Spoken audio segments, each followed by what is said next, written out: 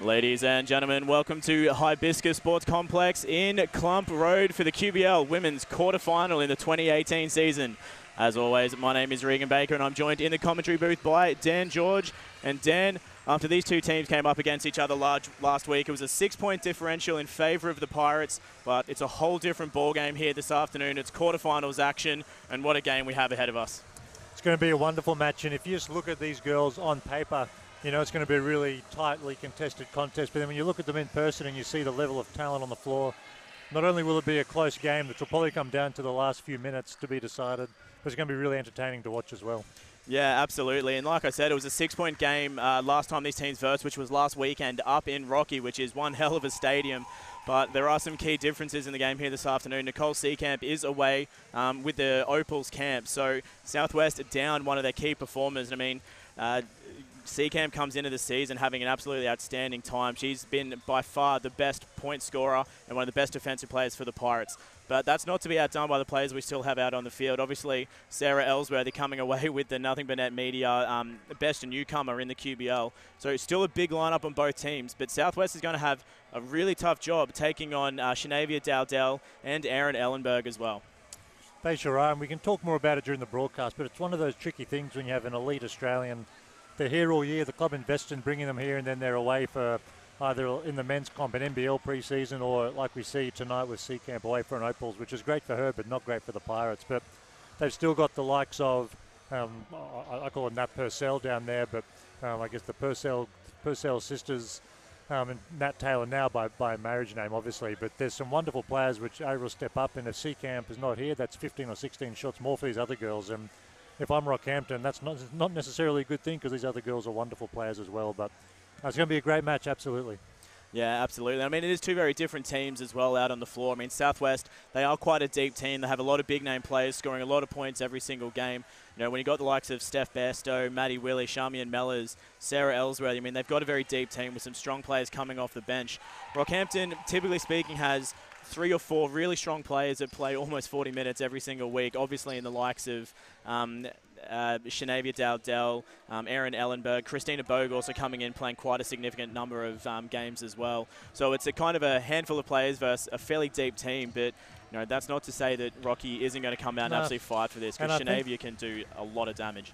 I agree, and I think the depth that you're talking about might hurt Rockhampton on a 2-game road trip or a 3-game road trip, but in a one-off final, most coaches go to 7 deep anyway. You always shorten your rotation in the playoffs, and therefore I think Rockhampton's lineup is absolutely well equipped to handle not only tonight but to run through the playoffs if they can get through tonight, which is obviously going to be a hard task. But this is 2 very good teams. It's almost a shame one of them is going to come to a season close this evening, but it's going to be good viewing for us and everyone watching. Yeah, absolutely. And if it's anything like the game last week as well, a 6-point difference between these two teams, it is going to be a really, really great game of basketball as we get things underway, and Rockhampton is going to come down with the tip from the jump ball. And this great game of basketball does begin in the quarterfinal season, and it's all down to this, Dan. Almost a steal there for Southwest straight off the bat as well, but Evans coming down with the ball. Nice little handoff there to Christina Bogue for the 2 early points for the Cyclones. I think those kinds of offenses are going to be really key in this game as well. There was almost a turnover, but Rocky continued to fight for that loose ball, got it back, and then managed to get away the easy points. Coming down the other end, Southwest unable to fire. Kalani Purcell shot just a little bit too far to the left. That's a really good possession, though, for Southwest, and even though Kalani missed, that's a great look. The first few minutes of a game is always interesting as the teams feel each other out and they try to show and determine what style of play they want to go with. Southwest going for Kalani ISOing in the high post. Rockhampton, as we can see, moving the ball well and knocking down the 3 from the corner on that possession. Yeah, so a 5-0 early lead for the Rockhampton Cyclones as I just fixed up my score. 5-0 early lead, good start for the Cyclones, but Southwest not going to be outdone for too long. Unfortunate bounce out there for Southwest. So it remains a 5-0 lead coming into the first. But Dan, how different is quarterfinals or semifinals basketball versus a regular season game? Does that added pressure affect the way you go out on the floor and play ball? Well, we see Ellenberg going to work down there. Not the tallest player, but very athletic and did a great job crashing the O-balls off her own miss there for an N1 3-point opportunity. To answer your question, Regan, like there's obviously a different level of intensity that come in the finals, and that might make the scores a little bit lower. Rather than winning a game scoring 80 points in the playoffs, you might have to score 70 because it's always a bit more of a grind, I think, in finals basketball. But at the end of the day, if you've done the work during the season, whether it's round 5 or round 20 or a finals match, if you've got a style that you want to play and you can execute, you're going to put yourself in a great position to win the game. So these teams have been well coached all year in preparation for a night like this, and I'm sure they'll both put on a performance that they're proud of. Yeah, definitely so. And I mean, Southwest is really fighting strong as well. I mean, Sarah Ellsworthy unable to score on that possession, but really just taking it to the basket and just putting everything on the line as we pick up a foul down the other end of the floor. Just a little bit of contact on the side of the body. So Kalani Purcell, I believe, is going to come down with that foul.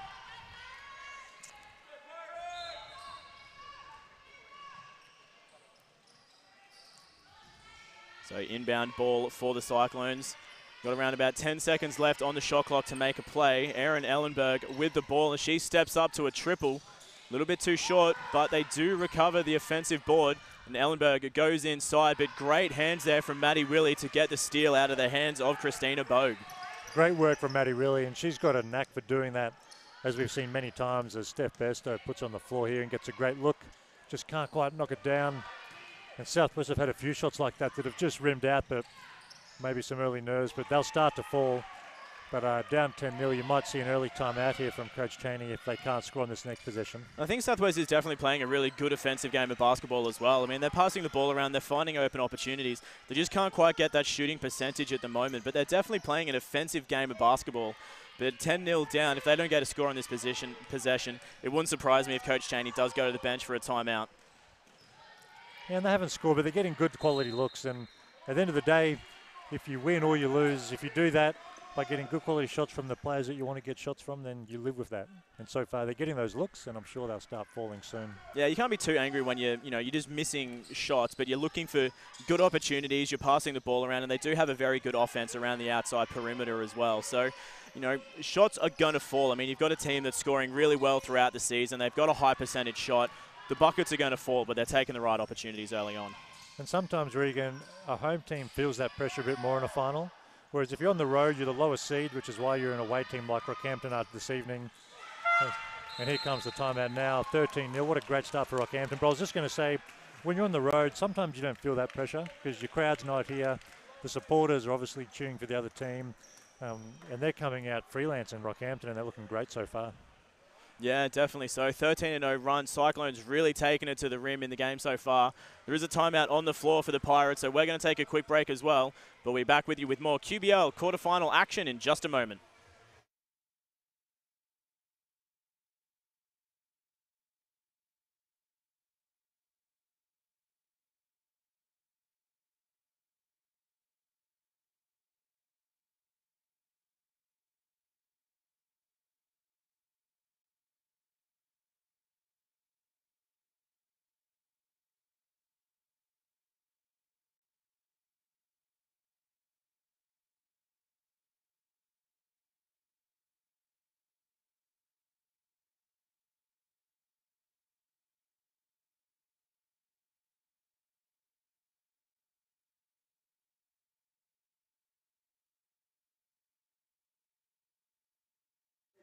And welcome back to the quarterfinal women's clash in the QBL. It's Southwest Metro taking on the Cyclones.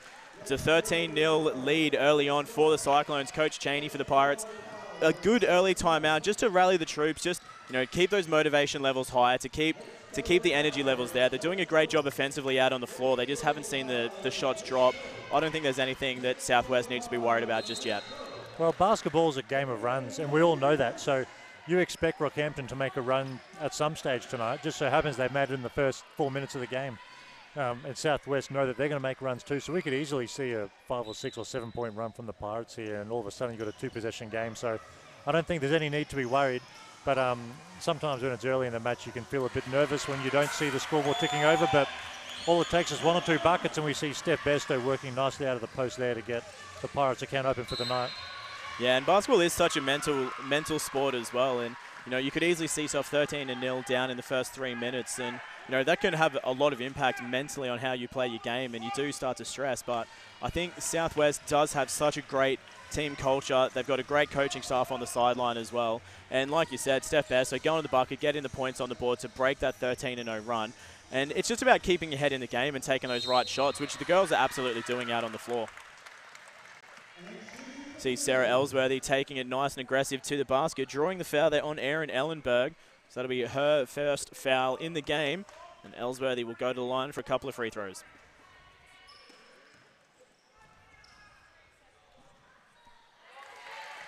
Ellsworthy makes the first.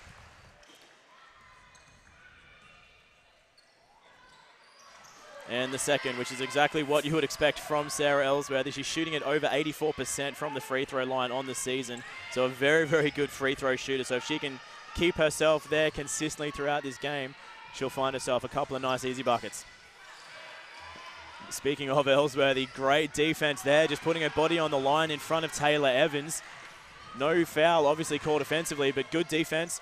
Ended up with a Southwest turnover as they then go to the bucket. Nat Taylor taking the long three. Maddie Willie with the offensive rebound.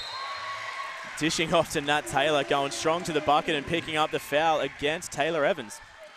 That's a great possession from the Pirates, not only defensively to get a key stop and defended the ball really well. For Steph Besto to find Nat Taylor in transition and for a taller player to make that pass. Very impressive, and then obviously Nat missed. They go to the O boards and they find themselves at the line for 2. So some really positive signs for the Pirates, which you are not surprised by coming out of a timeout. I'm sure that they just settle themselves and back playing their style of hoops now.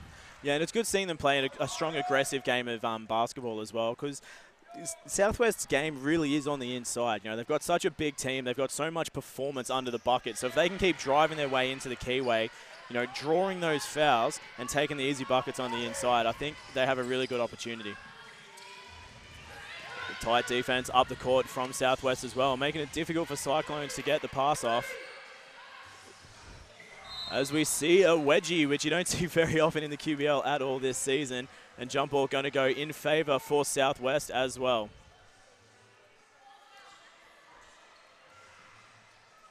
Everyone just looking for something to get the ball out of the rim.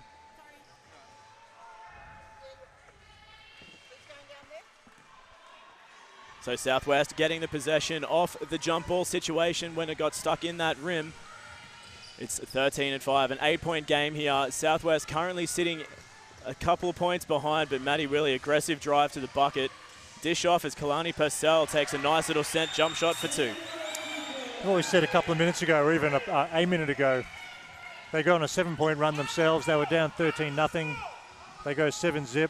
They're now down 2-possession game. And you can just see Rockhampton just slightly out of rhythm. The pressure from the Pirates up the floor, just giving them some energy, making it harder for Rockhampton to get into their stuff. Great timeout from Coach Chaney, some good adjustments, and it'll be Rockhampton's turn to make an adjustment in a second. And that was a great shot fake there from Sarah Ellsworthy as well. Faking out the defense and getting the nice 2-point bucket. So, as you said, it's gone from a 13-0 run to a 9-0 run in favor of Southwest. But this time, it's the Cyclones' opportunity to take that timeout. So they're going to go to the bench, rethink the way that they've played the last couple of minutes. And so we're going to take a timeout as well. We'll be back with you with more QBL quarterfinal action in just a moment, presented by Nothing But Net Media.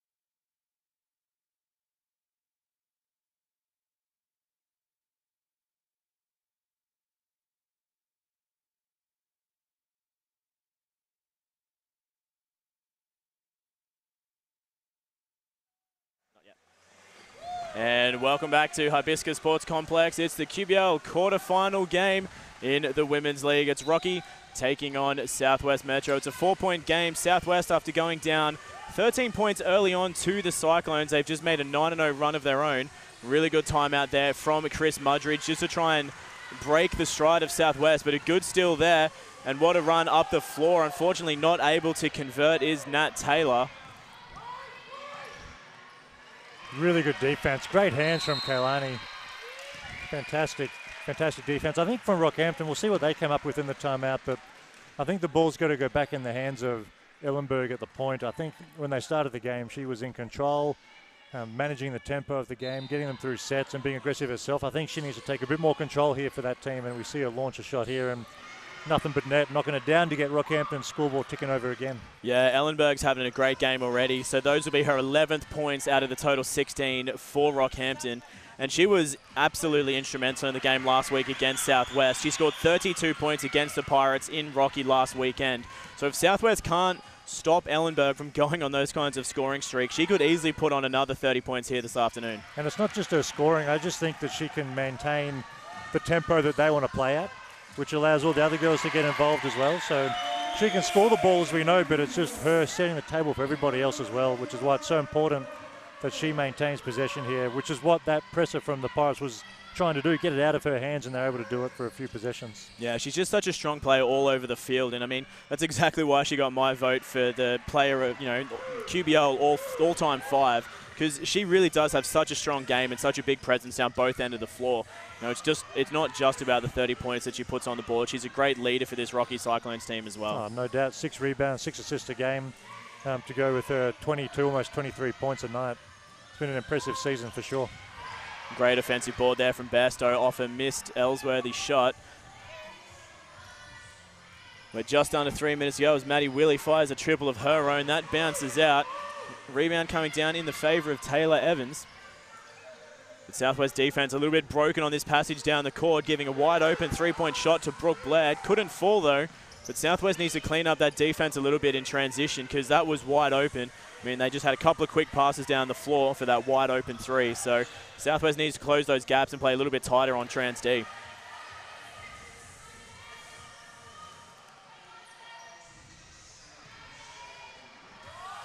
Evans with it now for Cyclones, kicking the ball around. It ends up on the inside as Dowdell goes to work underneath and flips up a double. Really nice move down there. Yeah, and she's really good at that as well. I mean, Shanavia Dowdell can really go to work underneath, and she is by far the biggest player out on the floor as well. She's got the height, she's got the length. Steph Bairstow has a very, very tough job marking up on her this afternoon. Well, Southwest are back in a zone at the moment, so like Dowdell will find herself with, as we did on that possession, Nat Taylor matched up. She'll get a lot of different looks, and Steph Bairstow's the top of that 1-2-2 that they're trying to run. So I think the Pirates are happy to give up a mismatch down low in exchange for trying to force the tempo and make this game play at a quicker pace. Yeah, definitely so. I mean, pace is going to be everything in this game as well. It's all going to be, we got two really good teams that can play really strong defense, really good offense. It's about how you break away from your opponent, what you can do to break their defense, take the right pace, slow things down when you need to, look for those good offensive opportunities, and especially getting the ball on the inside as well. I mean, Ellenberg's absolutely going to work from 3. But the other thing Cyclones is doing really well as well is they're playing a really strong inside game of ball, getting it inside and drawing those fouls on Southwest. So 7 points to lead now for the Rocky Cyclones. Southwest with it as Kalani Purcell goes to work underneath. Flips up a right-hand hook shot. It can't fall, but she does pick up the foul. That's going to go against Taylor Evans, and that's going to be her second. And you mentioned earlier, John, about the lack of depth for the Rockhampton compared to the Pirates, and that's no knock on any of the Rockhampton's girls. It's just a fact they rely very heavily on 4 or 5 girls, and I don't think that's an issue at all in a one-off final like tonight compared to a double or triple header like we said earlier. But obviously the one risk is foul trouble, and Taylor Evans does a little bit of everything for this Rockhampton team. Rebounds really well, plays 30 minutes a night. So with 2 fouls, we're still in the first quarter. They're going to try and keep her from getting her third because that would be a problem. Yeah, definitely so. I mean, she is a big presence as well. Again, a tall player. I don't know how tall she is exactly, but You know, she's probably getting close, probably just over 6'2", 6'3".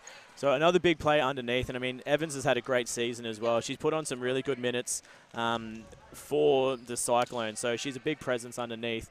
And no one in this game wants to get in foul trouble. Last week, Southwest Rocky game, Nicole Seacamp got herself into 4 fouls in the first half and had to sit pretty much the next quarter and a half in that game as well. So it's definitely not a situation you want to be in this early on. Strong drive there underneath. Chloe Morrow going to work underneath. Getting the nice, easy shot underneath. Southwest getting lucky with the out-of-bounds passage of play there. Just getting deflected out of court by Ellenberg. Inbound play from Kalani Purcell. Handing off to Nat Taylor. And a foot violation called, so 14-second reset on the clock. There's just over a minute to go, and it's only a 5-point game, so definitely still anyone's game here this afternoon. But Southwest been trailing this whole first quarter. Rocky did have a really, really good start. See Maddie Willie flipping one up, unable to get it in, but Nat Taylor going to work underneath with the offensive board and the putback. Down to a 3-point ball game. It's 50 seconds to roll in the first. Ellenberg has it as she hands off to Chloe Morrow. Morrow fires. Sorry, Bogue that was. Couldn't make the 3-point bomb. It bounces out of court, and Cyclones will end up with it again. Southwest going to the bench. Maddie Willie, the captain, checking out. Kelly Page checking in for the first time tonight. Single digits on the shot clock. Ellenberg fires one away, but a little bit too soft, bouncing off the front of the rim. And Southwest going to get possession off the out of bounds.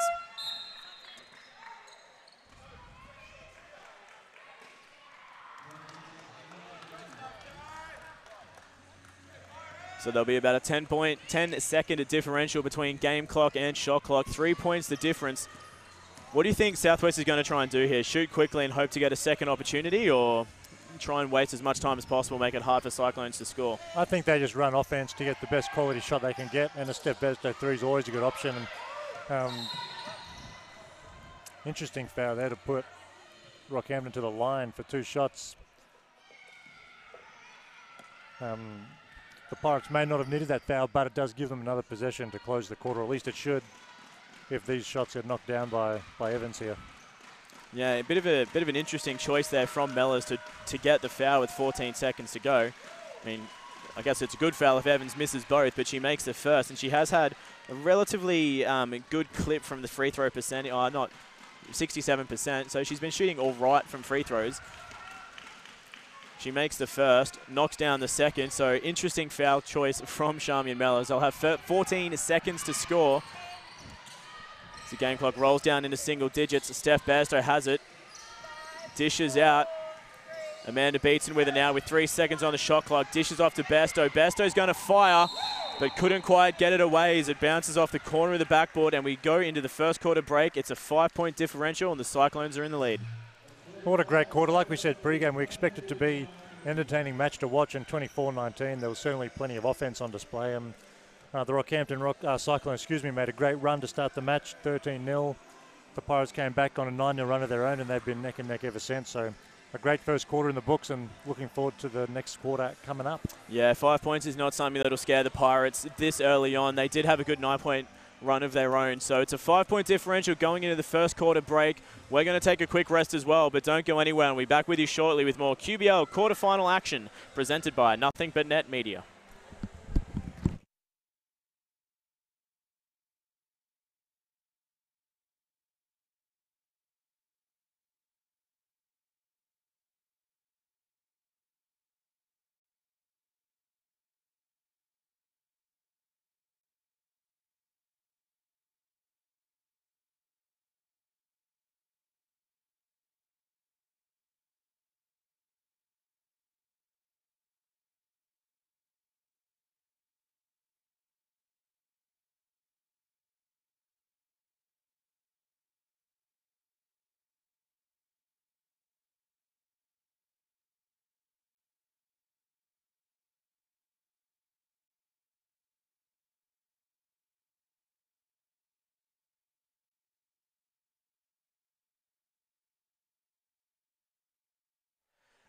And welcome back. It is the QBL Women's quarterfinal action between the Rockhampton Cyclones and the Southwest Metro Pirates. 5-point differential going into the quarter-time break. The Rocky Cyclones having a really good start to the game. They went on a 13-0 lead, and absolutely led by Erin Ellenberg. She scored 11 points to lead all scorers in the game so far here this afternoon. And a great game played all round from the Cyclones, really doing a good job to prevent Southwest going on too much of a scoring streak. They had a 9-0 run early on as well, Southwest being led by Kalani Purcell, but a great job done by all players on the Southwest team, spreading the points all over the place. Sarah Ellsworthy on 4, Steph Bairstow 4, Nat Taylor 3. So Southwest really sharing the points across the board. Rocky really relying very heavily on Erin Ellenberg, and so they should be as well, because she's been having a great game all around the court, as we were saying earlier, Dan. She's done a great job offensively, putting on those 11 points, shooting really well from 3, but at the same time, she's done a great job defensively as well, and she's been really fighting for boards, putting on incredible defensive pressure like we just saw then. See Steph Bairstow step up to the three-point line and absolutely drain the triple. And that brings it back to a 2-point ball game. And Bairstow's been having a great game from three-point all season as well. Shooting on the season from three-point land, she's been shooting at just over 30%. So she has had a pretty good clip from deep. And as you said earlier, Dan, Steph Bairstow 3 is always a good opportunity. Well, she's proven to be a great shooter, so anytime she gets an open look, it's a good option, as it is for Nat Taylor to shoot the 3, and she knocks it down as well from the corner. When the 3-ball starts falling, geez, the floor opens up a lot. Makes it very hard to defend with all these shooters for the Southwest Metro Pirates. As Ellenberg steps up to a 3-point shot of her own. That's no good, but Bogue doing a big job underneath to pull the offensive rebound. Great attempt there from Maddie Willie, just unable to get her hands on the ball, picking up the foul. Not happy with the call, but a great defensive effort there from Willie.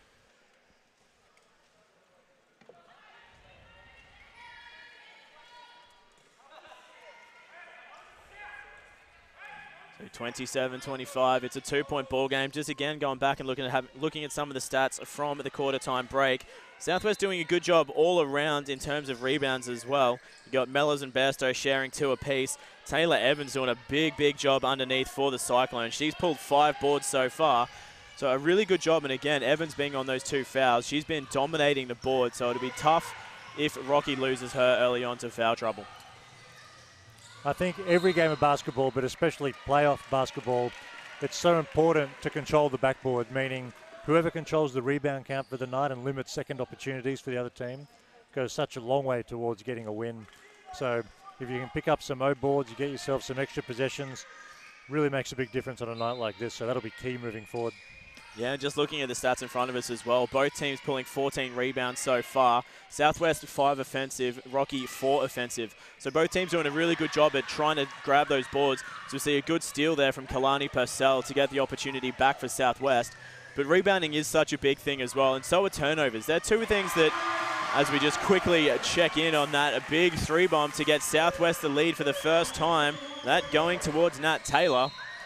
Well, that's back-to-back 3s from the exact same spot on the floor for Nat Taylor, who Southwest are persisting with this 1-2-2 kind of half-court zone press, and the Rockhampton Cyclones are going to have to shoot the ball well, and they do on that occasion, picking up a 3 with an N1. Nat Taylor getting a bit of hand on her way through. Yeah, Brooke Blair just killing it from that corner. That was a beautiful 3-point shot. And great job to be able to make the swish 3-ball and pick up the foul as well for the 4-point play. She rattles it around off the rim and it falls in. So Southwest had the lead for all of about 7 seconds there, Dan, and Cyclones have taken it back. Maddie Willie now taking a triple of her own, and that looked good out of the hands, but just bounces off the back of the rim. Steph Bairstow fighting hard underneath to pull the O board. As Nat Taylor's almost stripped and ends up turning it over. Christina Bogue doing a good job there with the hands. Ellenberg just nailing the 3 again. Ellenberg is firing from all over, and at the moment, Southwest does not have an answer for her. That is a confident shot to pull up in transition like that and knock it down. I mean, that's an elite player performing at her best in playoff basketball. It's exciting to watch.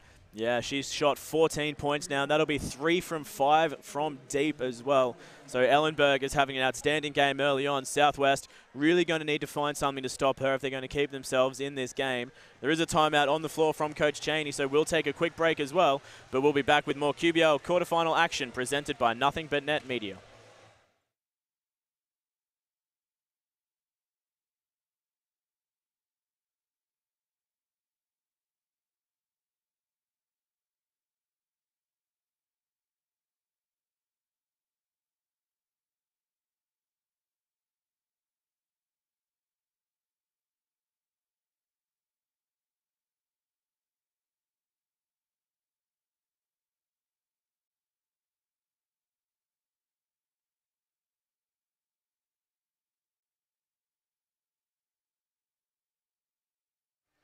And welcome back to Hibiscus Sports Complex. It's the QBL quarterfinal in the women's competition. It's a 6-point ball game, and Rockhampton Cyclones, Dan, they've come out absolutely firing early on in this first quarter in a couple of minutes, and they've absolutely been dominated by Erin Ellenberg. Oh, she's been leading the charge as we expected, and just showing no signs of slowing down either. And Rockhampton in a zone here, just giving Southwest a bit of a different look, so we'll see what they can come up with. It's interesting, they've just hit a few threes. Nat Taylor's now off. She was the one that hit back-to-back threes from the far corner as Mella fires away, and strong rebound from Bogue down low, but oftentimes in a zone you're happy to give up a three-point shot. Oh, as Ellenberg throws a great dime down there to Dowdell that couldn't quite finish the first one, but was able to get herself a couple of foul shots anyway. They laugh it off, but against a zone defense, oftentimes you have to give up the three ball, which is a bit of a risk given that Southwest have been shooting the ball really well. But as long as they can control that and dominate the defensive glass, they're going to look to make a run here heading into halftime with the 6-point lead in place already. Yeah, and I mean, Dowdell just absolutely dominating underneath that board as well. There's no one out on the floor that comes close height-wise to her, so she just camped in underneath, kept trying to put up her own putbacks and just getting the offensive rebound. So if she gets the ball in underneath, she's going to be a very, very tough player to come up against underneath the basket. She goes to the free throw line there and drops a couple. Just noticed as well, Sarah Ellsworthy on 3 fouls for Southwest as well. She's still out on the floor, so a tough position for Ellsworthy to be in because she absolutely needs to be out on the floor for this Southwest team, but struggling with a bit of foul trouble.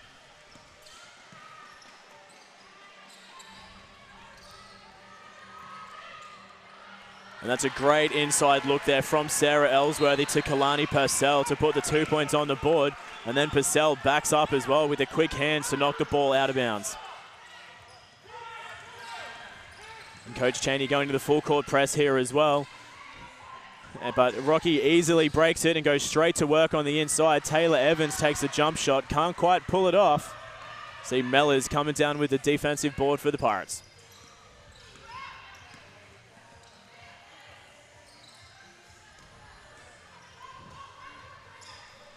Southwest now kicking the ball around. Shot clock into single digits. Kalani Purcell, right hand flip shot, a little bit too out of control, bouncing off the side of the rim.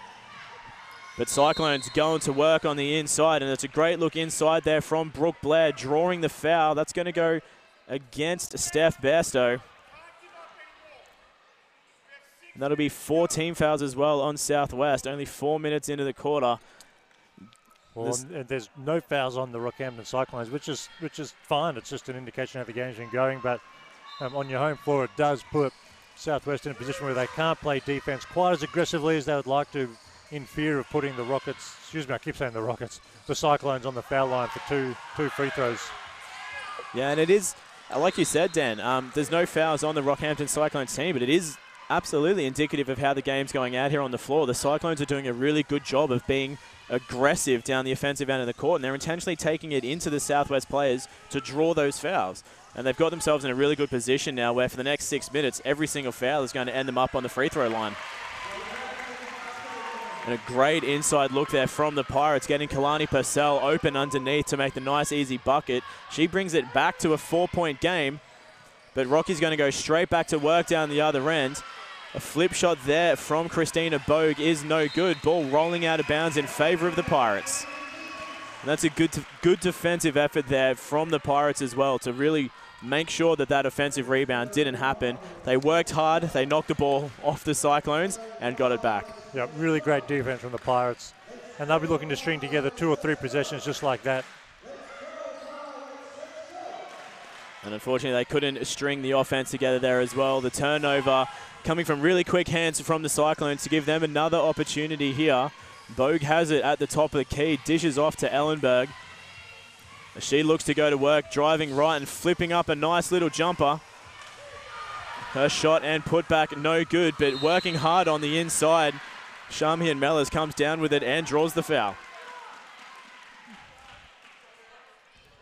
And the foul is going to go against Shanavia Dowdell as Chris Muggeridge decides that he doesn't like what he's seeing out on the floor. It's only a 4-point ball game and they call a timeout. So we're going to take a quick break as well. But we'll be back with more QBL quarterfinal action presented by Nothing But Net Media.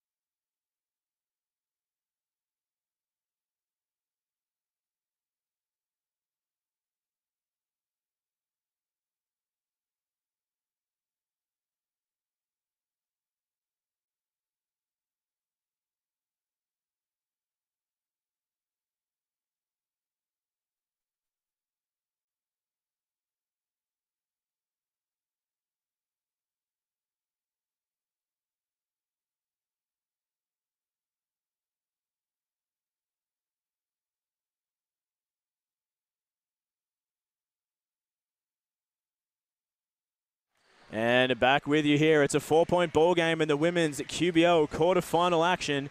The Rocky Cyclones dominating down both ends on the floor, leading the Pirates by 4. But it is Southwest's turn now as Steph Bairstow steps up to the 3-point shot, and that is way off.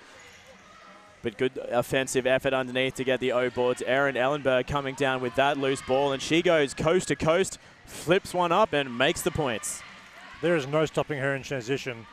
And I think out of this zone, if they can get stops and run out of it like we just saw, that's exactly what Rockhampton's going to be looking for over the last few minutes heading into halftime. Well, Ellenberg's already on 16 points so far. She dropped 32 against Pirates in the game last week. At this rate, she could easily end on 40, 50. Like if you're Southwest, what do you do to stop Ellenberg? Because at the moment they don't seem to have an answer. But a great defensive effort there to get the block and the steal. Nat Taylor working hard, drawing the foul against Brooke Blair. Well, I think to answer your question, if I was coaching the Pirates, Ellenberg with 16 points, far from ideal defensively if I'm a Pirates player or supporter, but she has taken 15 shots to get her 16 points. So if she has 35 points on 29, 30 shots, I can probably live with that. It's just a matter of making sure that all the other things, turnovers, defensive rebounds, O-boards, all of those things, foul trouble, that we control everything else. And I think that's the same for both teams. But I mean, one player going for 30 points on 30 shots is not the end of the world if you're defending that player. But if you can get everyone else involved, like we just saw in that possession, another 3-ball from the other side of the floor, that's the risk.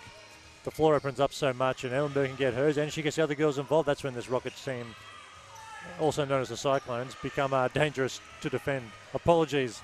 I can't get the Rockets out of my head. And just on that as well, Dan, we've been talking a lot about Ellenberg for this Cyclones team, but Brooke Blair has been having an absolutely blitzing game as well. She sits after that 3-point shot. She sits on 13 points herself. So she's been shooting really well from all over the floor. She's 3 from 5 from the 3-point line.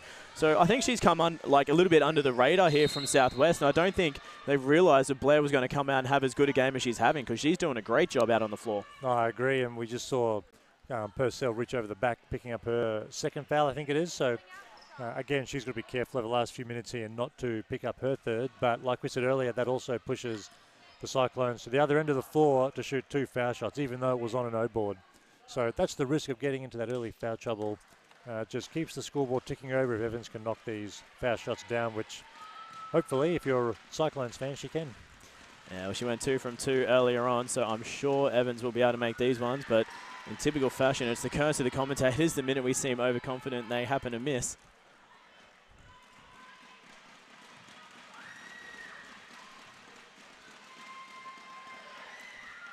But Evans makes it up with the second to bring it back to an 8-point lead for the Cyclones. We're just under 3 minutes to go in the second quarter. Southwest with it now in a little bit of foul trouble as well. They're sitting on 6 team fouls. We see Nat Taylor stepping up to the three-point bomb. Step Bairstow with a great attack underneath.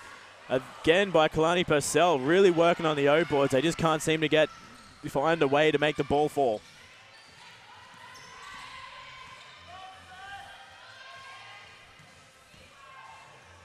Oh, that's nice offense from Rockhampton. Yeah, that was a nice little handoff there from Bogue to Evans for the 2 points. Easily underneath to take the lead back up to double digits for the Cyclones. It's a 10-point lead, but Southwest goes straight to work with a nice little drive inside there for Nat Taylor. For Kalani Purcell with the handoff from Taylor to take it back down to an 8-point deficit for the Pirates. Ellenberg again with it now. Maddie Willie doing a pretty good job defensively to try and stop her from getting the buckets. Dishes off to Evans, whose three-point shot doesn't fall, and she trips going back down the floor as well, giving Southwest the advantage on the drive. But big block there. Well, they're going to call it a foul against Christina Bogue. It looked pretty good from where we were sitting, Dan, but they're going to get the arms foul on Bogue. So Kalani Purcell is going to go to the line for a couple of free throws. That was definitely all ball. There is no doubt about it. However, the players will miss more jump shots and throw more turnovers than officials miss calls, so you have to live with that sometimes. Yeah, definitely so. And look, I don't think the Cyclones are going to be too disappointed about that shot either. It was good aggressive defense, just showing that they're really trying to prevent Southwest from getting those points underneath. So you cop it on the chin. You know, it's probably the first questionable call we've had all game as well. So you're not disappointed if you're the players out on the field. And Kalani Purcell makes the first.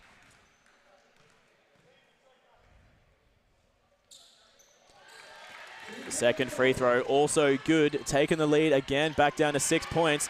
And great hands there from Nat Taylor to get the steal. They believe that the ball was knocked off Evans, but the referees saw differently, so Cyclones are going to come down with it. But Cyclones going to have to do a good job here to get the ball over. They've got 4 seconds, but poor defense, to say the least, from Southwest allows them easily to walk across the half.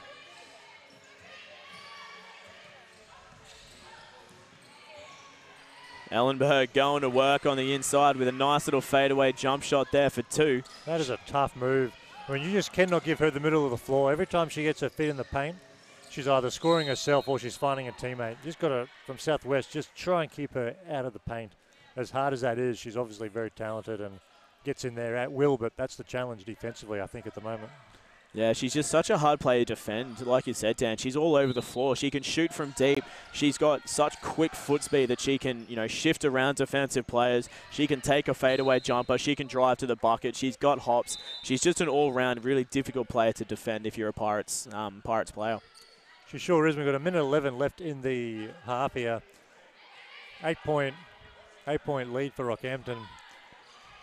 Really important 2 or 3 possessions coming up. If Southwest can get this down to a 4 or 5 point game, that's obviously great for them. But if they can't, and they give up a couple of buckets here and it turns into a 12, 13 point halftime lead, I think mentally that makes a big difference going into a halftime break. Yeah, and probably not the greatest look there from Ellsworthy, taking an off-balance, one-handed roll, but they make up for it as Kalani Purcell gets the steal, dishes off to a running Willie who makes the bucket for 2. So back down to 6 points, and that's the kind of offense that Southwest needs to play if they're going to get themselves back into, 2 to 6 points going into the halftime break is not a bad deficit if you're a Pirates fan. Cyclones are going to make that difficult though. Bogue there with a nice little jump shot, a little bit too strong, bouncing over the top. It's about a 3-second difference between the game clock and the shot clock, but Southwest is going to waste none of it. Kalani Purcell splits the D down the center of the floor for the easy bucket. They need to trap this. I'd trap it right now and just get the ball out of Ellenberg's hands. You don't want her making the decision here in the last possession of the half. Yeah, I'm surprised they're not playing tighter defense. 2 seconds on the shot clock. Ellenberg is not the player that you want to have the ball. But it worked out in their favour as well. Sarah Ellsworthy just reading the last couple of seconds of that play, getting the hand in her face, and Ellensberg, long 3-bomb, bounces out. I thought Ellenberg might have put the Jets on with 4 or 5 seconds and tried to get herself in the paint, knowing that they're in the bonus, get herself to the foul line, but settle for the long 3, which is obviously capable of knocking down, but not on that occasion, and Southwest take a 4-point lead into the half. Yeah, 4-point deficit for Southwest is not a bad possession to be in, but the Rocky Cyclones are definitely the talk of the game here this afternoon. They've been playing absolutely fantastic down both ends of the court, really doing a good job offensively and putting a lot of defensive pressure on the Pirates. But as you said, Dan, it's a 4-point deficit going into the game for the Pirates. The Rocky Cyclones in the lead by 4. Stick around. We've got about 14 minutes on the halftime clock, and we'll be back with the second half of action in this incredible quarterfinal in the women's QBL competition, presented to you by Nothing But Net Media.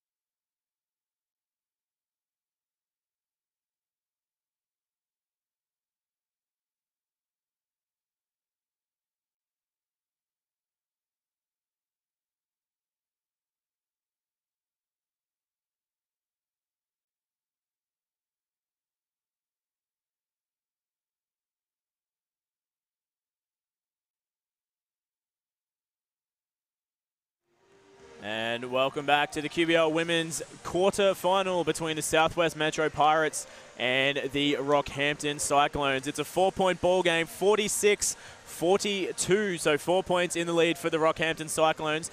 But quickly taking a look at the out-of-town scoreboards in the other quarterfinals around the state, you've got the Ipswich Force leading the Mackay Meteorettes 79-46. The Townsville Flames 67 leading the North Gold Coast Seahawks on 53. And the Southern District Spartans 42 leading the Sunshine Coast Phoenix.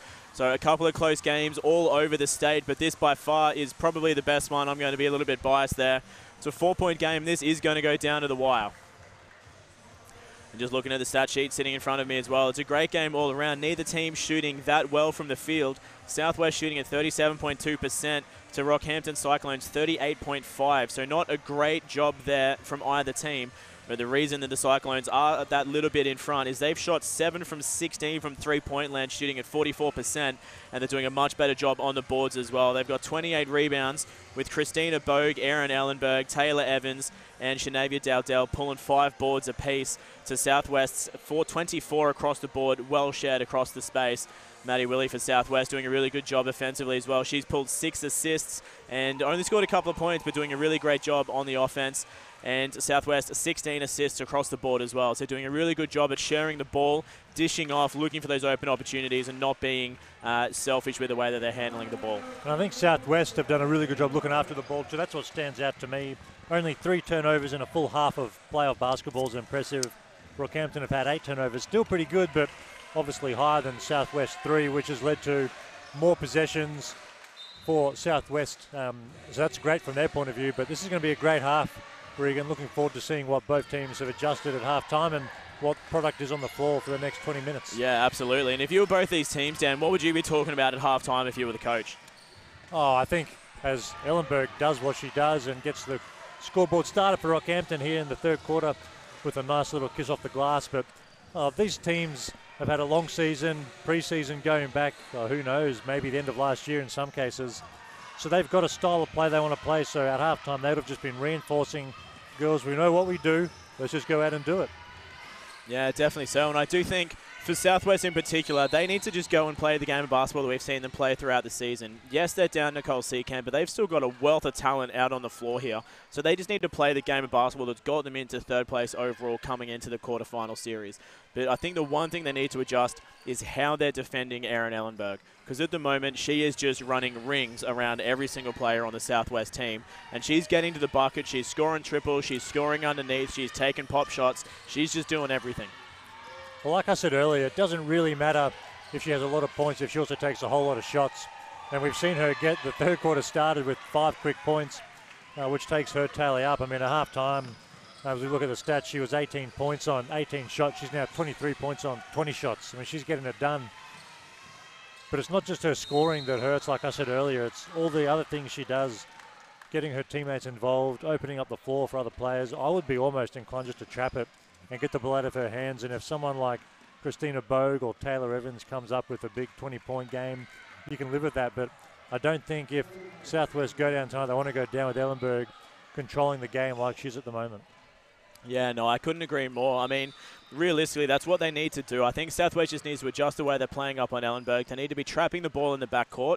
We saw them trying to run a full-court press late towards that second quarter, and I think that's what they need to continue doing, playing that press, preventing Ellenberg from getting as many shots up as she currently is. But you're exactly right. If you lose a game to the Rockhampton Cyclones and you've got, Bogue and Evans and Blair scoring 20, 25 points, so be it. That's a really great game from the Cyclones if they're getting that many players that high. But if you're going down to the Cyclones with an Ellenberg 50, there's something that you haven't done defensively that you could have adjusted. And that's a much better defensive play there from the Pirates on Ellenberg as well. The big hand up in the face, getting a little bit of a tip on the ball from the shot as Bairstow comes down the other end and can't quite find the bottom of the net, but working hard defensively as well, tipping the ball out of bounds as Kelly Page gets subbed off for the Pirates and Sarah Ellsworthy checking back in. I think Ellsworthy's coming off the bench. Maybe that's a strategy. Give Ellenberg a couple of minutes just to wear herself down a little bit. Then a very fresh Ellsworthy comes out with the sole job of just hugging Ellenberg all night and not letting her get any easy looks. Yeah, and Ellsworthy has done a relatively good job on Ellenberg as well when they've been matching up. You saw at the end of that second quarter, she did a really great job, as she did there as well. Got the hand up in the face, prevented the ball going anywhere near the net. But there was a really great offensive rebound there from the Cyclones to go and get the 2-point putback. Well, I actually think it might have been a pass. I don't think Ellenberg's going to miss the ball, miss the hoop by 3 feet. I'm going to give her an assist on that if I'm stat keeping. Benefit of the doubt, what they do. When you're an all-star 5, putting up 20 points and a half of playoff basketball, you get the benefit of the doubt in my book.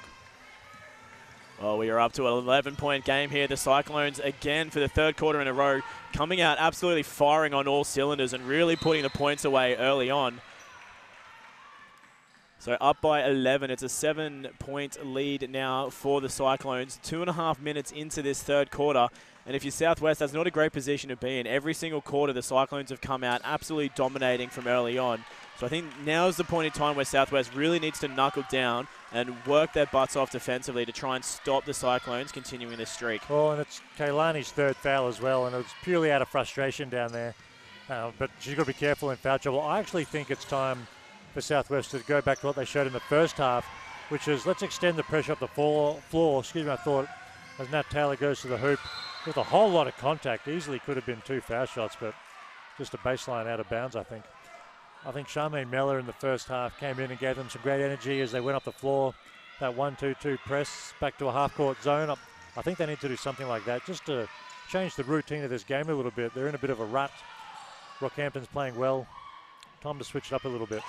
And that's exactly what they've just done with a great offensive passage of play there with Nat Taylor on the 3-point line, just dropping it like it's hot. And I think that'll give them a little bit more confidence to keep going in this third quarter. But I think you're right. They just need to go back to the game of basketball they're used to playing. I mean, there's a lot of players on the Southwest team that we really haven't seen fire yet that should be doing a little bit more than what they are. And not to say they're not having great games, but Maddie Willie going into the half with only 2 points. Charmian Mellors also only on 4. And Sarah Ellsworthy on 4 as well. So you got a lot of Southwest players that haven't done a lot of scoring so far, but I think we just need to give them an opportunity to put up some shots, because once we do, they're going to find the buckets. As we see Maddie Willie go on a nice little run up the floor there. Great lob pass into her hands for the easy layup for the 2. It's back down to 6.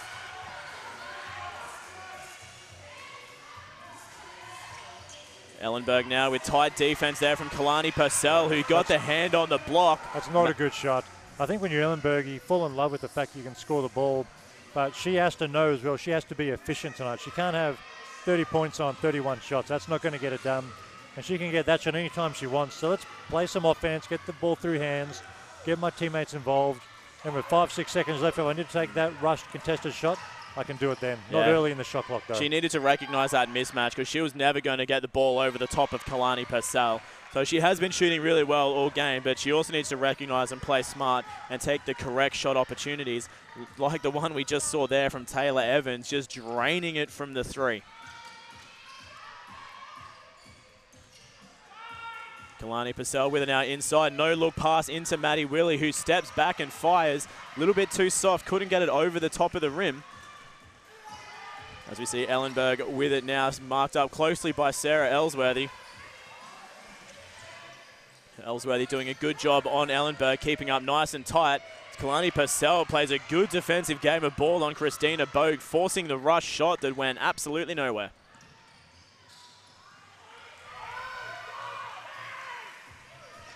Southwest with it now as we hear Coach Cheney very vocal from the sideline beside us.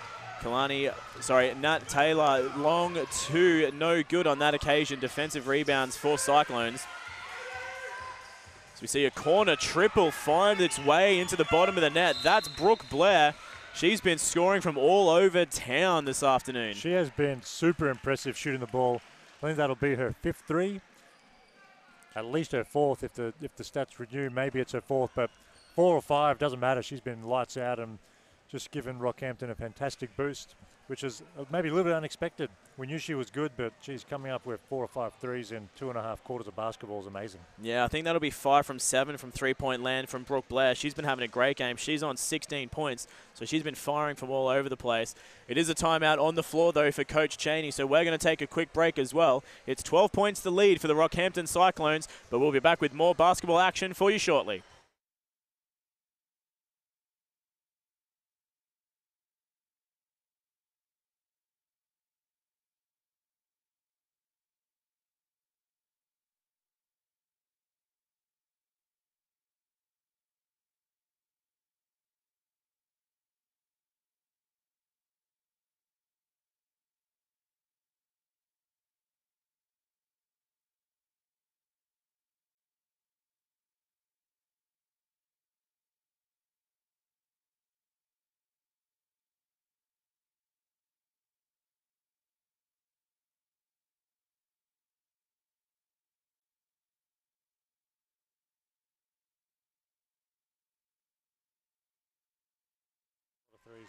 And coming back to you, it is 12 points. The Rockhampton Cyclones in the lead over the Southwest Metro Pirates.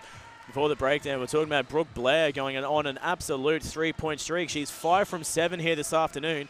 In the game last week, she only went 2 from 8 against the Pirates. So, man, she has really turned her 3-point game around, and she's doing some damage here this afternoon against Southwest. And a nice play out of the timeout as well. I think Coach Cheney knew he wanted to get a look for Kalani Purcell. Drew up a play. She made it count. And a much better defensive position as well, forcing a very rush shot from Rockhampton. And I think that's where the Cyclones do need to be careful. Don't fall in love with the early 3-ball. You know, 5-6 seconds into the shot clock.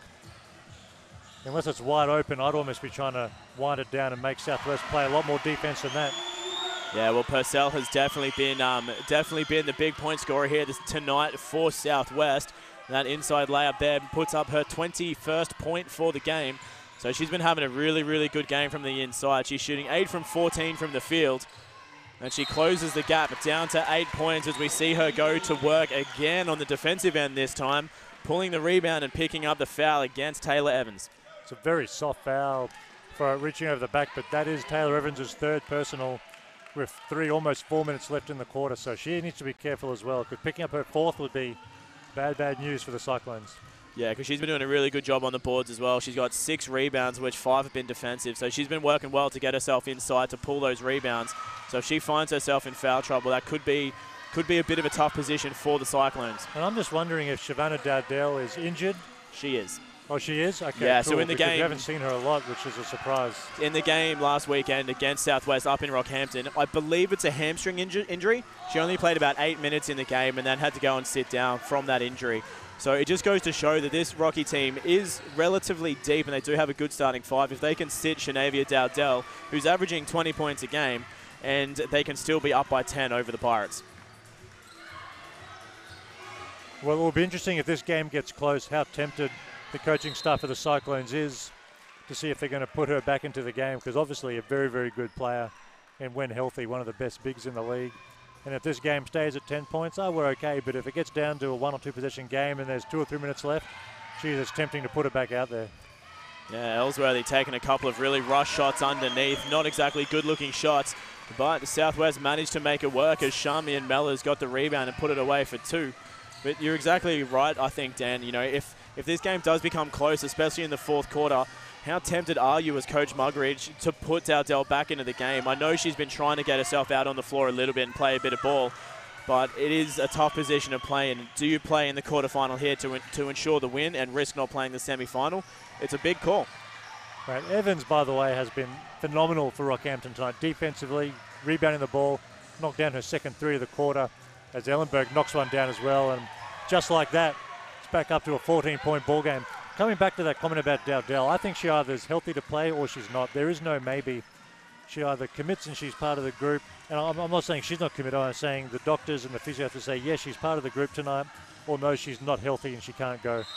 I think playing her a few minutes here and there is risky, both for her health and at the end of the day, you want her to have a long, long career and not risk her having a serious soft tissue injury, which might happen if she's injured and only comes on cold for a few minutes here and there. So let's play her 20 minutes or let's not play her at all is how I would approach that. But anyway, disappointingly for Rockhampton, I think Evans, who's been awesome, just picked up another foul. So she's had to go to the bench. Yeah, it was she'll stay there for the last couple of minutes of the quarter. It was a good aggressive look there on the inside from Charmian Mellors, really working her way underneath the bucket. And I think there was an intentional move towards getting that foul there from Evans as well. So, I mean, it's a great position for Southwest to be in. It's good recognition from Mellors to pick up that 4th foul on Taylor Evans. So she will sit for the rest of this quarter and probably a fair amount of the 4th as well. But it is a 13-point ball game, and Rocky is in a relatively comfortable position with 1:45 to go in the 3rd. Southwest moves to the bench. Steph Bairstow coming back on in the quarter. Maddie Willie checking out for a bit of a break. And immediately Kalani Purcell with the great recognition and the half-court run for the 2-point play. Kalani's been having an amazing game here tonight for Southwest. Well, I think she's been a bit frustrated. She's missed a few looks that normally she would make, but she's obviously channeled that frustration into a fantastic defensive position on that case. But a great timeout from Rockhampton as well. I think when you're up 10, 11, 12 points, you don't want to give Southwest a chance to make a run.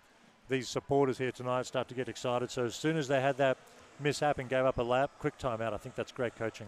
Yeah, definitely so. There is a timeout on the floor. It's 9 points the difference. We're going to take a quick break as well, but stick right here because we're going to be back with you shortly with the remainder of this women's QBL quarterfinal.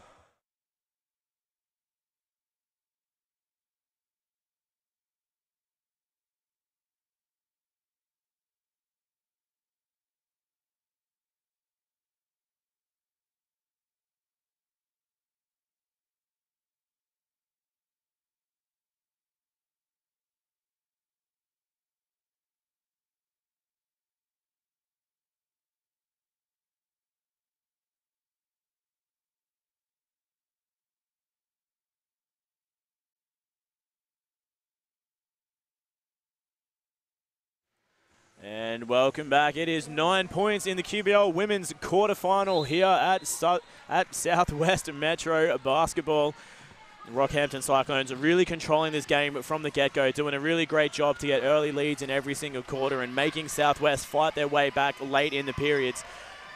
Cyclones again with an opportunity as Bogue goes strong to the bucket, flips one up, but great defense there from Sarah Ellsworthy despite the huge size difference.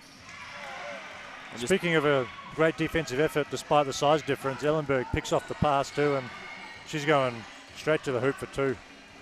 Yeah, and she's just such a star player out on the floor. She works her butt off one end defensively to get the steal, works her way up the floor, step back, jump shot, amazing effort from Ellenberg. That's a great shot from Steph Besto as well. Running hook shot, that's a fantastic display of skill. Yeah, and Basto's another player tonight that's been a little bit quiet from the Pirates. She's only got 9 points on the board. I mean, she's been a big player throughout the season, so I really want to see her get going in the fourth quarter because she could easily rack up 10, 12, 14 points in a quarter of basketball. We've seen her do it before. So if she gets herself going, she could be a big, impactful player late in this game. That was a good look there from Basto, just a little bit too strong, rolling off the back of the rim. We're under 20 seconds to go. There is a slight differential between game clock and shot clock. But if Rocky holds out, I think they will take the last shot of the game. As Ellenberg faces up against Kalani Purcell, drives all the way to the bucket and makes the two.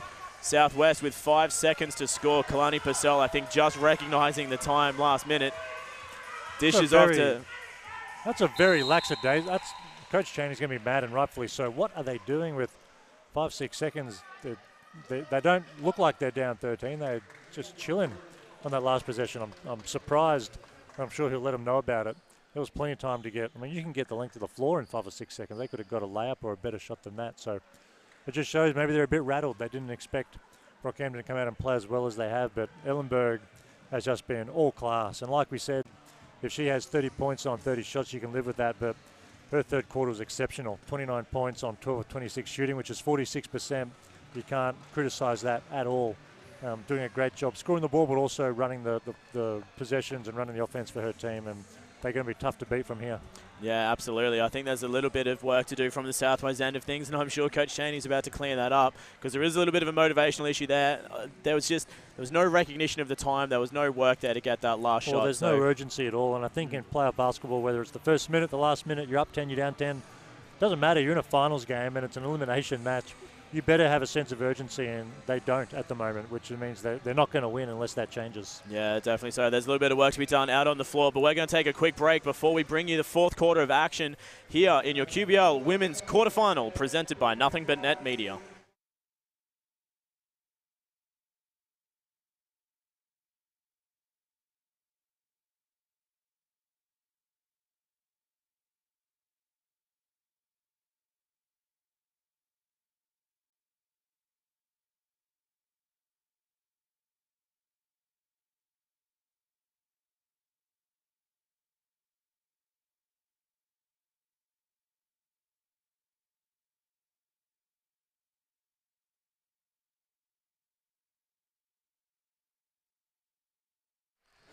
And back with you here at Hibiscus Sports Complex. It is game 1 of the quarterfinals. There are 4 big games across the state today, and we do have some final results. The Ipswich Force 95 just defeated the Mackay Meteorettes 72.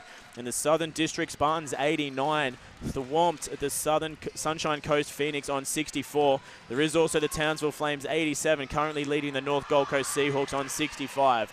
But to bring things back a little bit closer to home, we're 72-59. And it is all Southwest to start this quarter as Kelly Page knuckles down on the 3-point line to bring it back to within 10. But who am I talking about? The Rockhampton Cyclones leading by 10. It's 72-62, and they've been having an outstanding game for the first 3 quarters. And this 4th quarter, Southwest is going to have to bring out something special. Well, I think the first couple of minutes really going to show exactly what Southwest's intentions and therefore their chances in the game are. And if they came out without a sense of urgency, the way they finished the 3rd quarter, Coach Chaney would have given them a roasting at quarter time. If they have not responded, this game would have been over, but they've come out with a couple of great possessions on both ends of the floor, and they've shown that they're absolutely a chance here to close the gap, and Rockhampton are going to have to withstand a Pirates run here in the first few minutes of the quarter, I believe. Yeah, Southwest going to have to play a very, very strong defensive game of basketball because they need to go on a 13-0 streak like we saw that Cyclones do in the first quarter. But that's not going to happen when they let Christina Bogue take wide open 3-point jump shots like that. And I think that's the frustration for the coaching staff. How is she naked? She takes 2 dribbles and she's still wide open. No one's guarding her. That's the sense of urgency that if they don't have it, they're going to lose. Well, Kalani Purcell is definitely trying to work her way back into this game, working hard underneath. She's just put on another couple of points there. It's still 11 points of difference, 8.5 minutes to go. It's anyone's game of basketball, but like you said, Dan, Southwest needs to start showing some urgency and actually making the Cyclones work for their points. And good recognition there from the Cyclones, taking the ball hard and fast to the bucket, picking up the foul there against Steph Bairstow. But I don't think that's anything too concerning. That's only her 2nd personal foul. But again, good recognition from Chloe Morrow on the drive to the bucket, so she'll sit on the line for 2.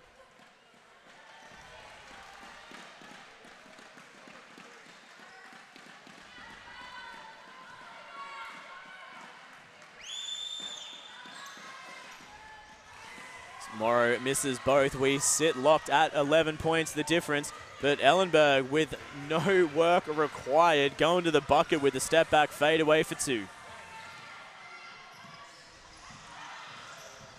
That was a nice zip-lock pass there from Kalani Purcell to Steph Bairstow, just feeding it between the 2 players. What a great offensive passage of play. Definitely need to see a little bit more of that coming from Southwest. And again, great defense on that occasion as well. Kelly Page working hard to pick up the steal. Southwest now with an opportunity to get two runs on the board, but there is going to be a foul there called against Erin Ellenberg. But again, that's only her 2nd personal, so nothing concerning there.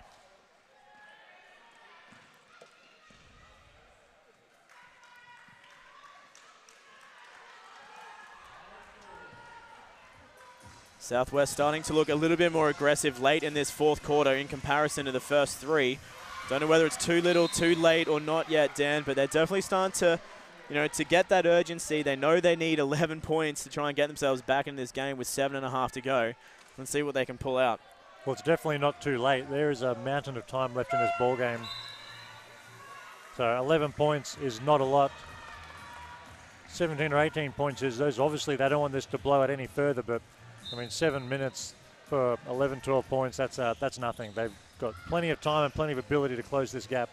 Especially not when you got Kalani Purcell firing with the amount of talent that she has at the moment. She puts up her 27th point of the game. She's been having an amazing game out on the floor, Dan. Yeah, she's been the real instigator for the Pirates. 4th quarter here, she's come out really well as Ellenberg's shot rims out, and Purcell with a great rebound, pushing it to the floor to Willie, leading the break. Yeah, and that was very good defense there from Sarah Ellsworthy on Ellenberg as well to really make that a hard 3-point shot. So we see a nice little handoff. Steph Bairstow having to work hard underneath to get those 2 points on the board. But that brings it back to 7. Southwest really showing that urgency now. They sure are, and they get their head of steam up. Confidence picks up, and it's pretty easy going to run. And I think Ellenberg I think she twisted an ankle on that play. Well, yeah, she could be in a little bit of trouble. And if that's the case, they're in trouble. But she's definitely a bit ginger, which is hopefully going to be run out of her system quickly because they need her, and we want to see her at full strength. Yeah, definitely. So if I was Chris Mugridge, I'd either take a timeout or rest her for a little bit because they're going to need her in the last few moments, but she's definitely hurting. Oh, I'm not resting her. If in any doubt, burn a timeout, but I also think she's tough enough that she can run this through and play through it, hopefully. Yeah, hopefully for Rockhampton Cyclones and all the fans that are tuning in Central Queensland at the moment, because they definitely need her on the floor to get the win on the board. 7 points the difference. There's a couple of missed shots. Southwest coming down with the defensive board. Working hard to get it over the half before the 8-second violation. It's 7 points, and Southwest doing a lot of things right here late in this fourth quarter. As we see Sarah Ellsworthy driving to the bucket and drawing the foul as well. That's going to get called against Brooke Blair, and Sarah Ellsworthy going to go for the line for 2.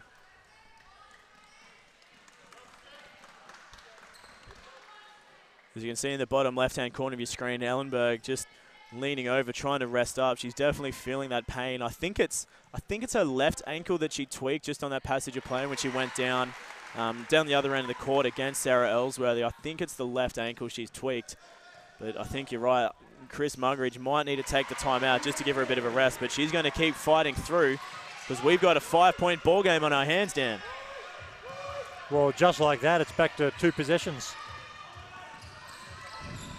It's going to be 2 very interesting possessions as well because all of a sudden Ellenberg has become much more guardable for any of the Southwest players. But they're going to go inside to Christina Bogue, dish out to Brooke Blair for the 3, and it rattles out. Maddie Willie getting the big board.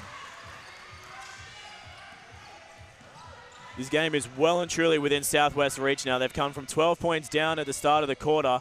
They're 5 points down now, and Maddie Willie, that looks juicy. Just bounces out, and they're fighting hard for the O boards, but Ellenberg ends up with it.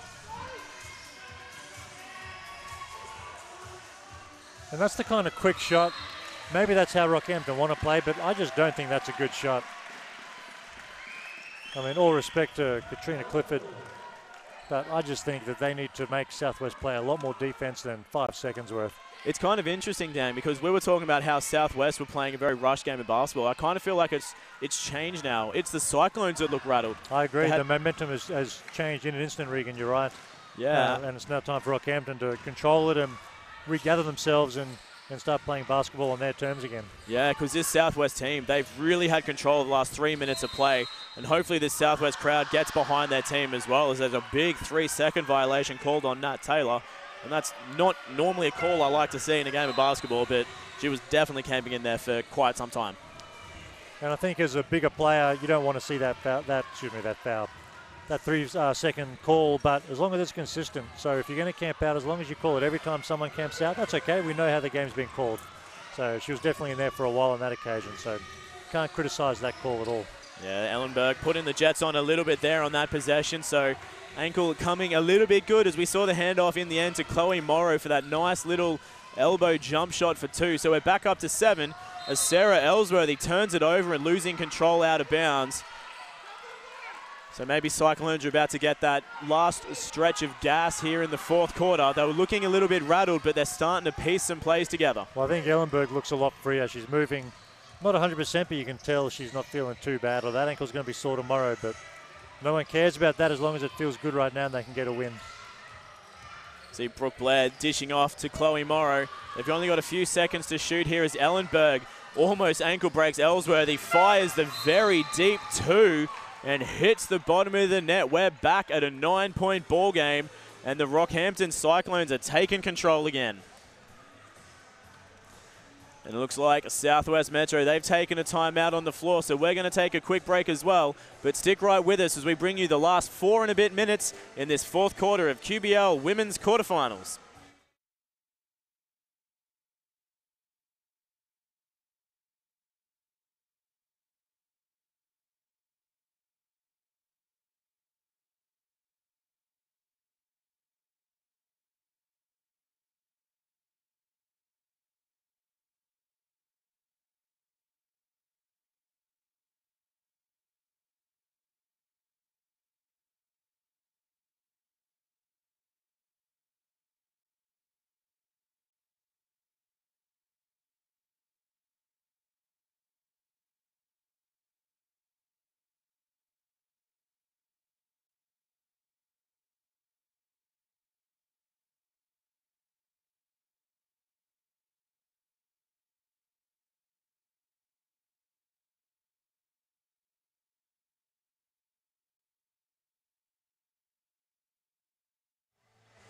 And back with you here for your QBL Women's quarterfinal between the Southwest Metro Pirates and the Rockhampton Cyclones. It's a 9-point ball game. The Rockhampton Cyclones regaining control in the last minute a little bit here, late in the fourth, to get it back up by 9. To continue bringing you the update across the state as well. The Ipswich Force have now defeated the Mackay Meteorettes 95-72. So 3 of the 4 quarterfinals have been decided. This is the only game to go, as we see Kalani Purcell again going to work on the inside to close the gap down to 7. And Rockhampton's having a hard time guarding that look, and they've given her a few possessions, Kalani, where she's faked a handoff and gone to the hoop or just posted up. Anything they're doing with her involved is good news for the Pirates, so Rockhampton's going to have to figure out a way to guard her for the next 3 minutes. And that's a nice little handoff there for the Cyclones as well. Brooke Blair unfortunately unable to make the shot, but a nice little baseline drive in the handoff. We're going to end in a jump ball, and that's going to go in favour of the Cyclones.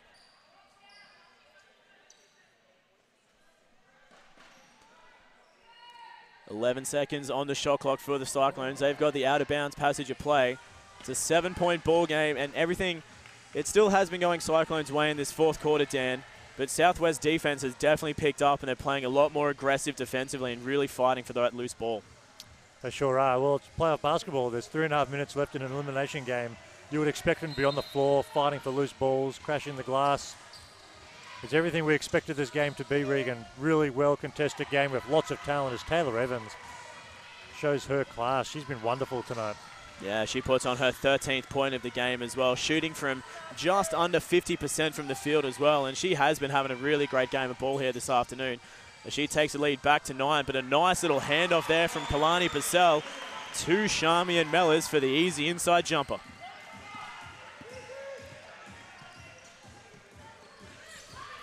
Seven points the difference. It's in the hand of Ellenberg. Sarah Ellsworthy and Kalani Purcell double teaming her, but Chloe Morrow splits the defense, fires one away. Can't get it to fall, but they pull the O-board.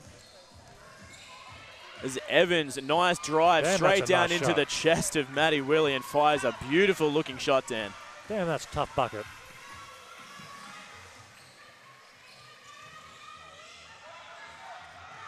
Two and a half to go. Kalani Purcell spinning baseline. No look handoff to Ellsworthy with the big block from Christina Bogue.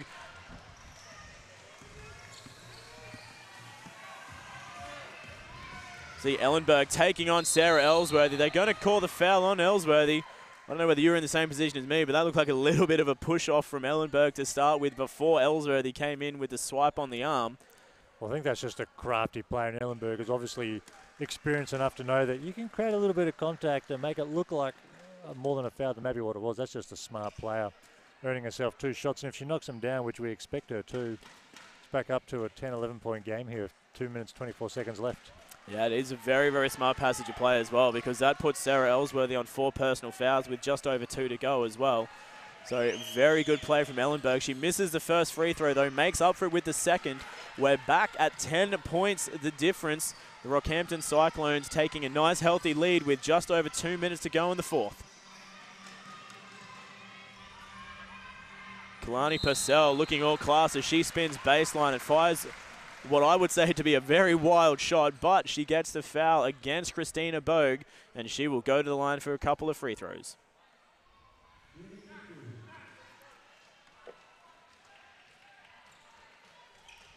So with 2 minutes to go, Dan, 10 points the difference. I'm going to ask you 2 questions. If you were the Rockhampton Cyclones, what do you need to adjust to keep the game in your favour, or do you keep playing the same way that you are now? Or if you're the Pirates, what do you need to do to get this game back in your favour? I think from Rockhampton's point of view, 2 minutes is too early to start playing conservative basketball. So I think you just keep doing what you're doing. But I would be saying, unless you're wide open, please don't shoot a three-pointer within 5 or 6 seconds. Like here, you're open. That's a good shot, but they turn it down. That's smart basketball too. But you don't want to take a contested shot early in the shot clock. That's the only thing I would say. Otherwise, keep doing what you're doing. You've been playing great.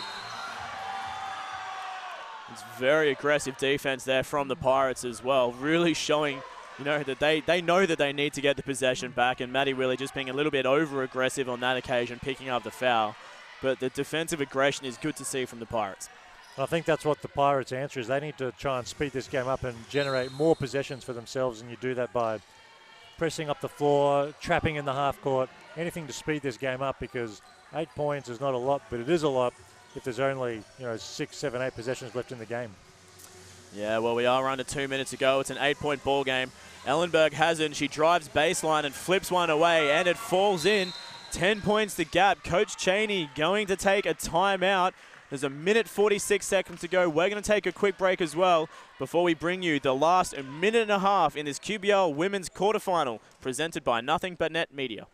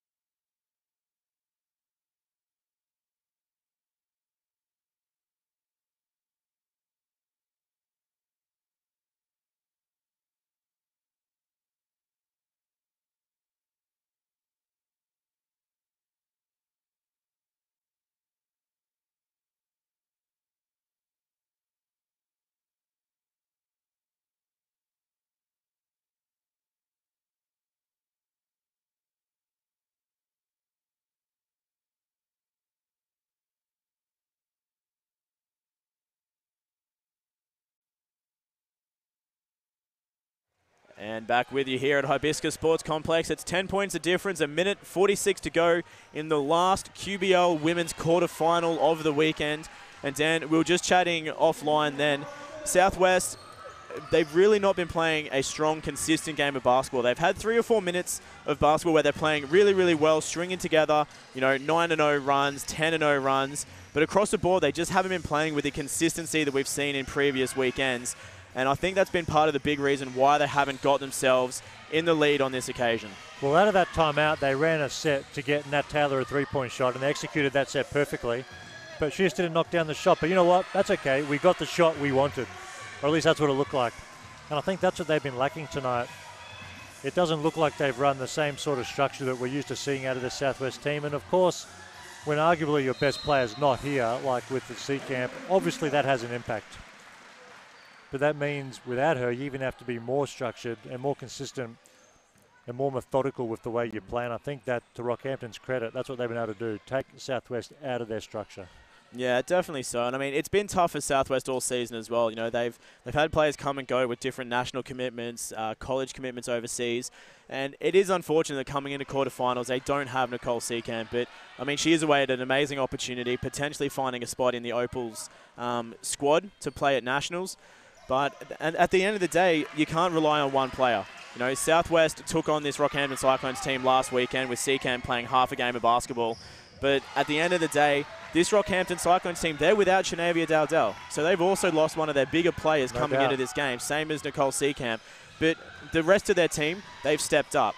You've got Christina Boak sitting on 11 points, Evans sitting on 15, Brooke Blair sitting on 18. So they're other players other than Dowdell, other than Ellenberg. They've stepped up and they've played an amazing quarterfinals game of basketball.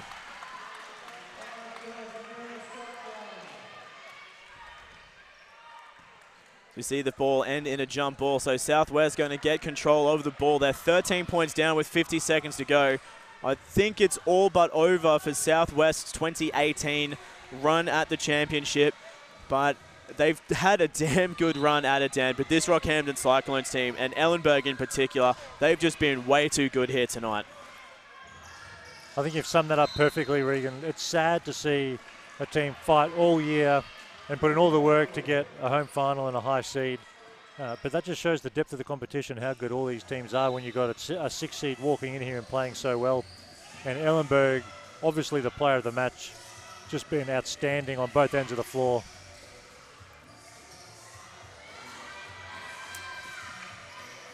But that's exactly it, Dan. I mean, last weekend it was Southwest v Cyclones, and Southwest came away with the win. They had Nicole Seacamp there. Cyclones also had a full squad. But quarterfinals basketball is a different game of basketball. And tonight, the Cyclones have really showed up and shown what they're made of. Their bench players have stepped up and played some amazing ball. You know, some of the other players that don't normally score a significant number of points have really gone to show what they're made of. And if this Rockhampton teams continue playing the way that they're playing here this afternoon, they have a real chance to make it into the grand final. If they get Dowdell healthy. I think against the really top teams in the league, you're going to need everybody on deck, but assuming she can get herself right and she can contribute, even if not at 100%, if she can give them 25 minutes a game, they're going to be a tough out on any given night. And if they can travel down from Rockhampton to Brizzy, play like they played tonight, they're going to be tough to beat, no doubt. Absolutely, and I don't know how the quarterfinal to semi-final roster works, Dan. So I'm not too sure. Do you know who they'll be playing next week in the semi-finals? I do not. I would assume that it would be 1-4 versus 2 versus 3. So they may find themselves playing Ipswich Force. I would think. You would think, and I should know that, but you would think that the number 1 seed would end up playing the number 4 seed, and if Ipswich finished second, it would have been second versus third to earn their way into the home final. That gives the 1 seed the most advantages. So I'm going to have a guess that it's going to be Rockhampton at Ipswich next weekend. And that's going to be a tough game for them. Oh, it's going to be a heck of a game, and we've seen Amanda Johnson and those girls at Ipswich all year under who I think is the coach of the year, and Brad George, have a wonderful season. So they're going to be a tough out as well. And on their home court, they have to be favourites. But if Dowdell's healthy and she can combat inside and rebound the ball, and Ellenberg can do what she's doing, and you've got Bogue and Evans and all these other girls stepping up tonight. Brooke Blair shoots the ball well. I mean, Rockhampton is going to be a team that's tough to beat, so that's going to be a heck of a matchup. Yeah, it really is. And I mean, Amanda Johnson in particular been playing in a really amazing season through and through, ending up with the Nothing But Net Media MVP of the Season award. She's going to be a tough matchup, but look, to be honest with you, I think Ellenberg can take it to her as well, because the way that Ellenberg's come out and played this game here this afternoon, she's not just playing a scoring role. She's been all over the floor. She's sitting on 38 points. She's hit her double-double. She's got 10 rebounds. She's got 6 assists. I mean, she's just absolutely everywhere. And if she can pull out that kind of game against, let's say, an Ipswich team next weekend, that could be a really competitive matchup. And if Rocky plays the way they did today, if their bench and their other 4 starters play the way that they did here this afternoon, that's going to be an incredible matchup. No doubt about it. But that does wrap things up here in the women's quarter-final presented by Nothing But Net Media. It's 93-81, and unfortunately for the Southwest Metro Pirates, their finals hope is over, with the Rockhampton Cyclones taking them out 93-81. And what a game it was here this afternoon, Dan. Southwest really did put everything on the line, but the Cyclones were just too good on this occasion. I think that's all you can say. I don't think Southwest should walk away feeling like they underachieved or they lost the game. I just think it was a case of Rockhampton playing really, really good basketball. So tip your hat, assess the season and move on.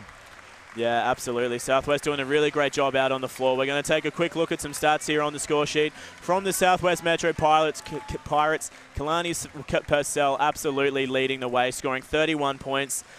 She also had a significant number of rebounds as well, doing a really great job across the floor. She did hit a double-double with 10 rebounds and 8 assists as well. So a great job from Kalani Purcell, by far the MVP from the Southwest team here this afternoon. You've also got Steph Bairstow ending on 15 points, 9 rebounds.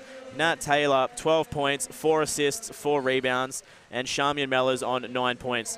Jumping down to the Rockhampton Cyclones, you can't go past Erin Ellenberg playing all 40 minutes out on the floor here. She got 11 rebounds, 6 assists, a couple of turnovers as well, unfortunately. But again, some of the players really stepping up in the game here for the Cyclones. You had Brooke Blair scoring a whopping 18 points as well, shooting 46% from the field and 55% from 3, dropping 5 from 9, also pulling a couple of boards.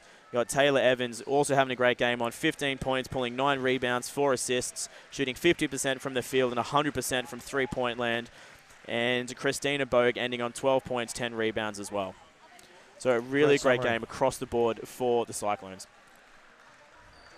Well, I think that about wraps things up for us here. Dan, any final words before we wrap it up for the quarterfinals? I think we've covered it. But basically, I think, again, just to confirm, Southwest, heck of a season. Congratulations to Coach Cheney, his coaching staff, and this organisation. They've been wonderful. And it's a shame when you're not at full strength in the finals, but that's part of recruiting. They know that there's a chance that these Opals girls won't be around, and I guess they rolled the dice, and obviously tonight didn't go their way, but they've had a great year. And tonight, they were just beaten by a better team on the night. And then one-and-done basketball like we have in this elimination finals format that's always a chance of happening. So congratulations to Southwest, but obviously wonderful news for the Cyclones, and we wish them all the best as they head into next week. And hopefully Dowdell and Ellenberg and all these girls can stay healthy and they can keep competing for the next few weeks. Yeah, absolutely. I think you summed it up really, really well there, Dan. Southwest definitely having a really great season throughout to finish third on the ladder. They've done a great job here, but Cyclones definitely just, they had the heart in it. They had a really great game here this afternoon, and they just played a better game of basketball on the quarterfinal night. So that does wrap things up here. Congratulations to the Rockhampton Cyclones. They will find their way into the semi-finals next weekend, and we will be covering one of those games from somewhere in Brisbane. I imagine we'll probably end up covering a game in Ipswich because we won't be going up to Townsville as much as I would absolutely love to see that semi-final, Dan. So make sure you stay tuned into the Nothing But Net Media Facebook page. We'll post any updates there as soon as we know what game we're going to be covering in the semi-final series. As for right now, do not forget to tune in to the current quarterfinal in the men's action. They're halfway through the third quarter. It is the Logan Thunder taking on the Cairns Marlins live on the Basketball Queensland YouTube channel. So jump on over, check out the stream. John and Dave Derman are over there covering that game. So go check it out. We'll cover the women's game next week in the semi-finals. Got to say a big shout out and thank you to Dan George, my co-commentator, Connor McEnroth up on the camera for me, Joel Baker helping me out on the production panel. My name's been Regan Baker on behalf of Nothing But Net Media, and we'll see you next week in the semi-finals.